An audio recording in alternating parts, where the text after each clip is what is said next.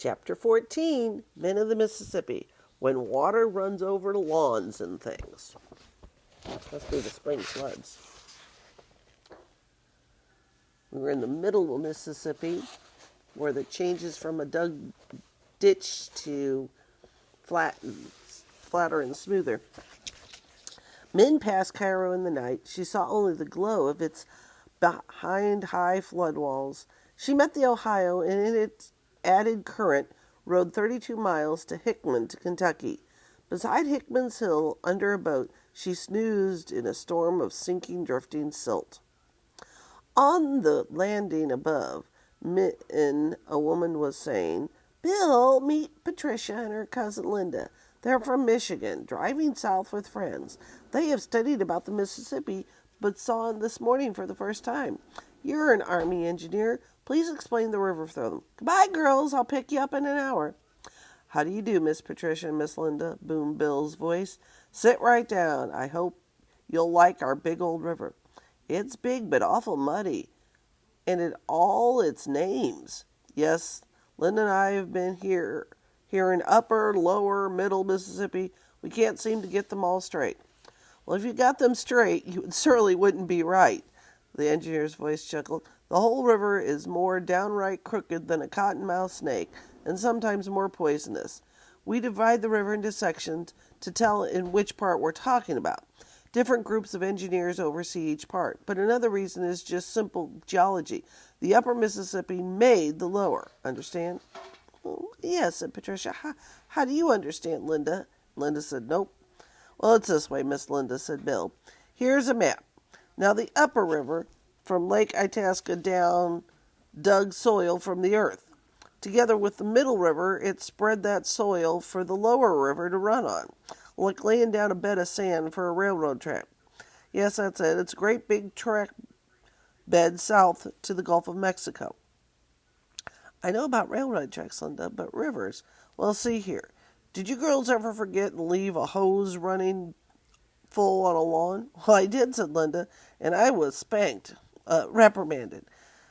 I put bricks to hold the end down, and Papa called to me, and I forgot the faucet." "What a ditch!" "Good," said Bill. "I mean, it certainly was regrettable, and you required reprimanding, but where did all that dirt go? It washed out and went somewhere." "Oh, did it?" squeaked Linda. "Down the drive, down the street, past Rosemary's, like a big muddy fan spreading out, all wiggly with water. It dried hard, and cars bumped on it." "That's exactly what happened right here," said Bill.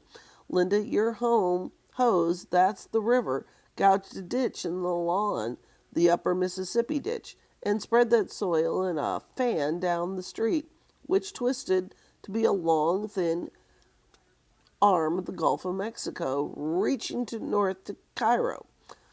Look away over there at all that land. Clear in the present Gulf south of New Orleans, hundreds of miles of it, all was built up by gouging rivers in just that way.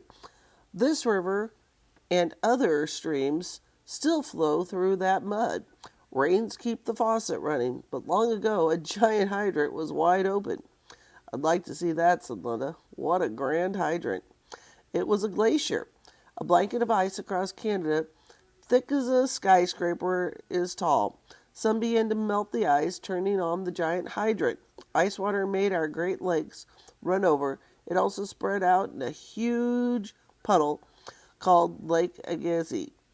Unmelted walls of the glacier kept the waters from running northward or east. When the hot sun turned the giant hydrant on full, torrents of water gushed out through the hose of the Mississippi, already lying there, gouging a ditch through 1,000 miles of lawn." "Then what?" said Linda. "How was it turned off?" "Well, when the glacier melted, the Great Lakes current ran east, as they still do.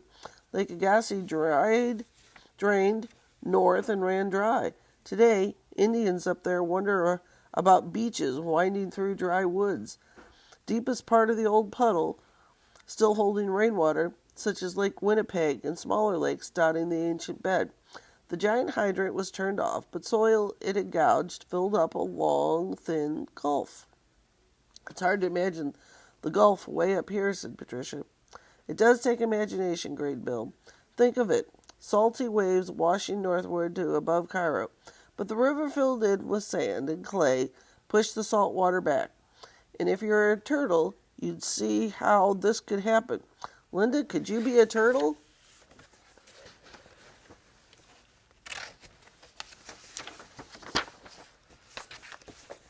So here's showing somehow the curves made, and then others would get cut off later.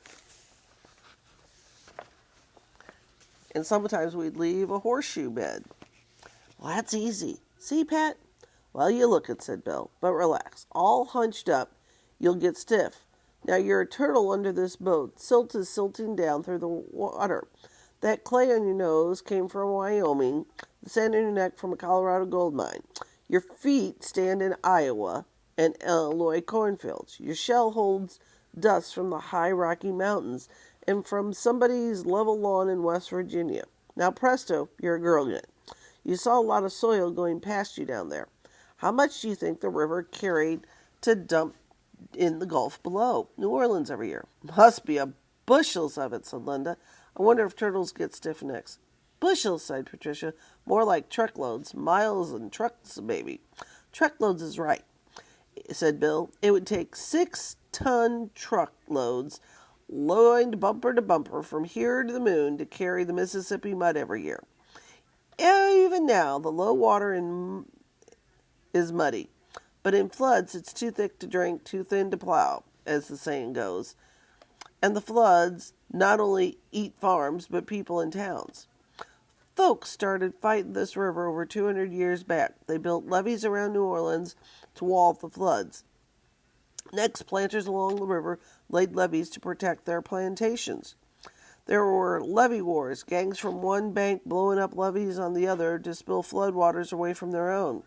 Now the government, army, engineers plan and build and guard all dams and levees. We hope the floods will run through cutoffs and spillways without destroying people and land. Goodness, and it looks like such a peaceful old river, said Linda. I wonder what turtles do in a flood. I bet they feel pretty wet all over. I wonder. Minn stirred in the shadows under the boat. Parts of 20 states swirled from her back.